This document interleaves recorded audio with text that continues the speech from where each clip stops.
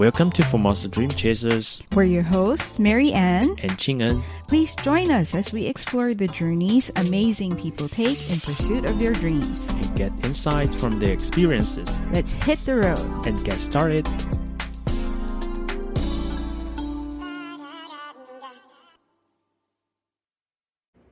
Hello everyone, and welcome to Formosa Dream Chasers.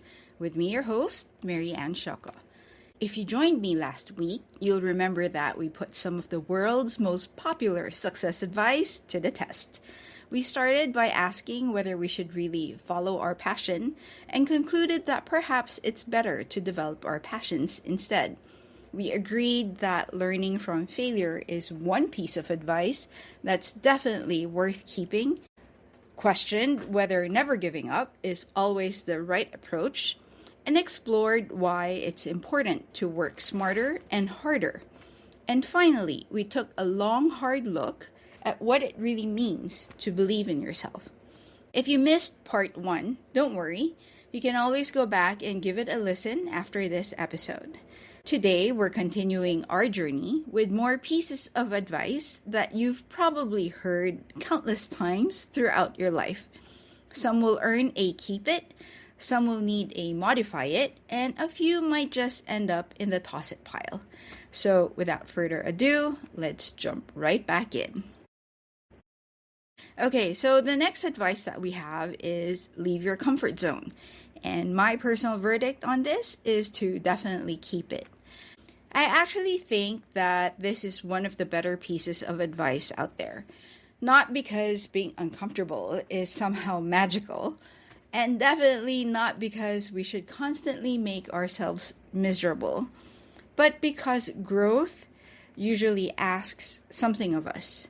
I mean, if we think back on, let's say, the first day of our job, or the first time that we gave a presentation, or let's say moving to a new city, learning a new skill, or even starting a business. None of these experiences feel comfortable in the beginning, and that's completely normal. Comfort is important, don't get me wrong. It's where we recharge and it's where we recover. But growth usually happens just outside of it. Now, that doesn't mean that we need to live outside our comfort zone 24 hours a day, since that sounds completely exhausting. But instead, perhaps, let's think of it as visiting. We take on something that challenges us, and then we learn from it. Then we come back and rest, and then we do it again. Because growth isn't about being uncomfortable all the time. It's about being willing to be uncomfortable when it matters. So this piece of advice definitely stays. Next, we've heard people tell us to take more risks, right? And my verdict on this is it needs modification. The advice sounds exciting, almost adventurous, but it's also incomplete because not all risks are created equal. It doesn't take into account certain things. Like, for example, some of us have more responsibilities than others. You know, someone who's just graduated from university can probably take more risks than somebody supporting a family who simply can't, right? Because they need to take care of their family first. Also, risk isn't automatically a good thing. If you jump out of a plane without a parachute, technically that's a really big risk. And it's also a really terrible idea. So my take on this, on what it's supposed to mean, is we should take meaningful risks. We should take calculated risks, and the kind where we've thought through about the consequences and we're willing to accept them. I mean, dream chasers don't succeed because they take reckless risks. They succeed because they take intentional ones. So if I could rewrite this advice, I'd probably say take calculated, intentional risks. Because not every opportunity is worth chasing, and not every leap is worth taking. but the risks that align with our goals, our values, and the life that we're trying to build, those are the ones that can change everything. So it's okay to be brave, just not reckless. So when you put these two pieces of advice together, leave your comfort zone and take thoughtful risks, you'll see that a bigger picture starts to emerge.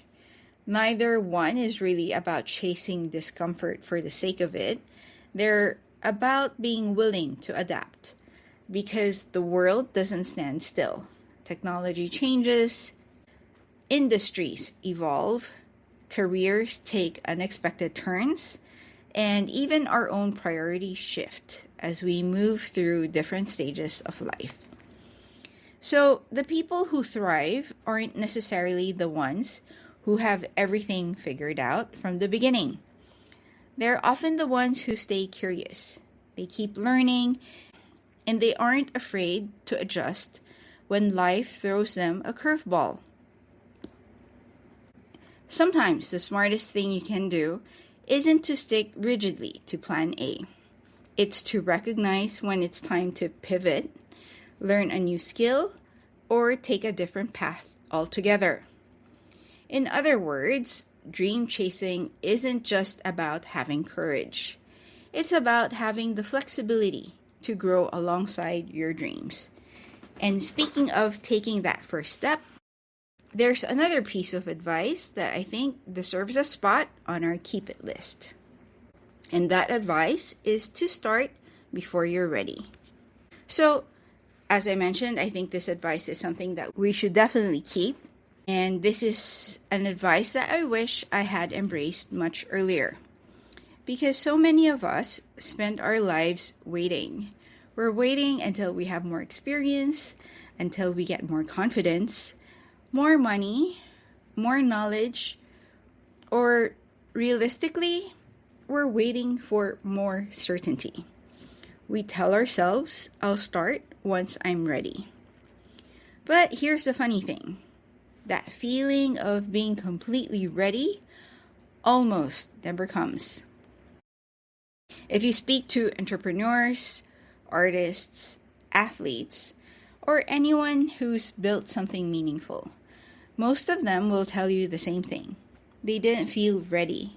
They felt nervous, unqualified, and maybe even a little scared. But they started anyway. Now, this doesn't mean you should throw caution to the wind. We talked about taking calculated risks earlier, right? So preparation matters, planning matters.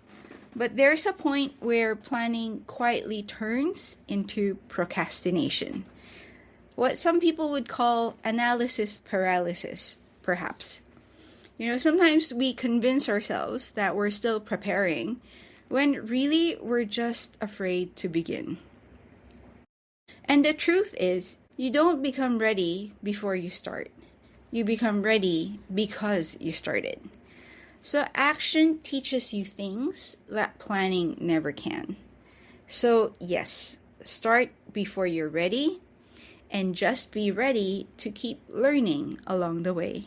So this piece of advice definitely stays. Okay, the next piece of advice is comparison is the thief of joy. Oh, and my personal verdict on this is to definitely keep it. And I honestly think that this is one of the best pieces of advice we've covered across both episodes. This isn't just success advice. It's advice that I think helps with life. And the reason I say this is because comparison never really ends. There will always be someone who's richer, smarter, more successful, or more talented, perhaps more accomplished. And thanks to social media, we are reminded of these things almost every single day. And the problem to this is that we're comparing ourselves and our everyday lives to someone else's highlight reel. We've mentioned it before in previous episodes, right? That nobody posts the rejection emails. the failed interviews or the sleepless nights, the moments of self-doubt. So instead of asking, why am I not where they are? Perhaps we should ask, am I growing compared to where I was last year? I think that kind of comparison is actually more useful. This also reminds me of a Chinese saying, and it goes, 比上不足,比下有余, which means that if you compare yourself to people who have more, you'll always feel like you're falling short. But if you compare yourself to those who have less, you'll realize just how much you actually already have. So it is also a reminder that comparison is endless, and perhaps gratitude is a much healthier place to start. And we really should stop comparing ourselves to other people and just work on comparing where we are to where we were before. Okay, up next is also something that we always hear all the time.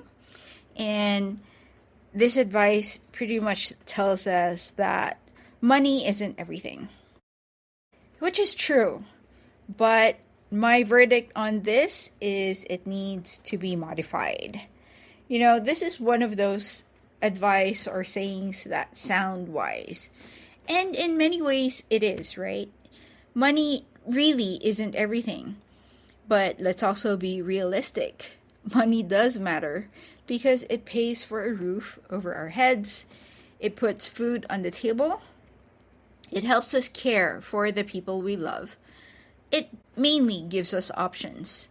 So pretending that money doesn't matter isn't particularly helpful. And at the same time, we've also seen examples of people who have plenty of money and they still aren't happy. So perhaps the real lesson isn't that money doesn't matter, but that money isn't the only thing that matters. Purpose matters. Relationships matter. Our health matters.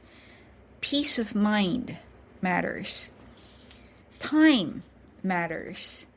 And if we sacrifice all of these things in the pursuit of money, we may eventually get the paycheck we've always wanted.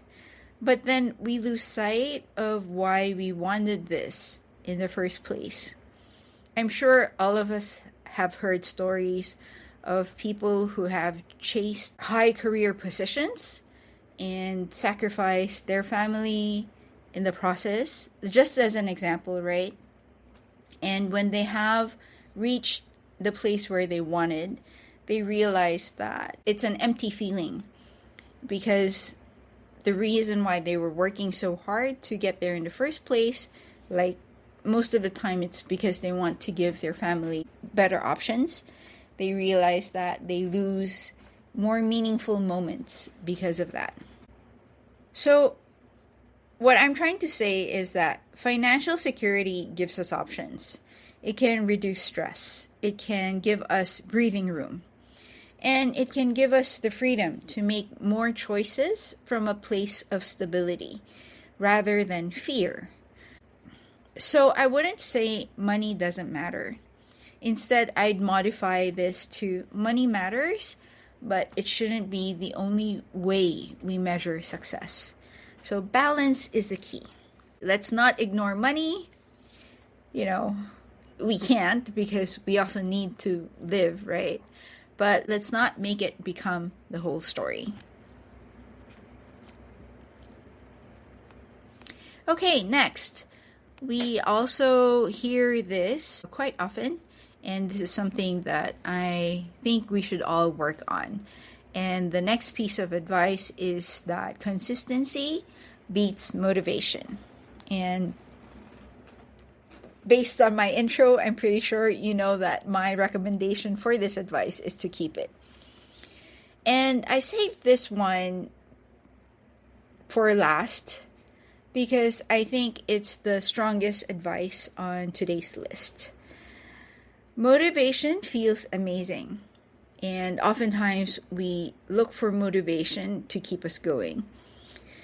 But the problem is, motivation doesn't show up every day. Some mornings we're excited, we're ready to get started. But then some days we just don't feel like doing anything at all. And, there are days where things don't happen the way you want them to, right? And you become demotivated. You become, discouraged. You lose motivation when unfortunate circumstances occur.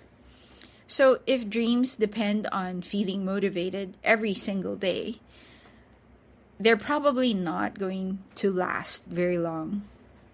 But consistency is different. Consistency shows up whether you're inspired or not. Consistency means that you still continue working on it even if you don't feel like it. Right? There are no excuses. You just keep on going. And it doesn't have to be perfect. You just work on what your goal is day by day. So whether you're learning a new language or training for a marathon or building a business or perhaps writing a book or simply becoming a better version of yourself. Small actions repeated over days, weeks, months, or years almost always beat occasional bursts of motivation. So dreams aren't built during extraordinary moments. They're built during ordinary moments that we choose to repeat regularly. And that's why this advice gets a very easy keep it. So we've officially made it through all of these 11 pieces of advice over these last 2 episodes. But after going through all of them, I noticed something interesting. The advice worth keeping wasn't necessarily the most inspirational. It was usually the most practical. And the advice worth modifying wasn't wrong exactly. It just simply needed context.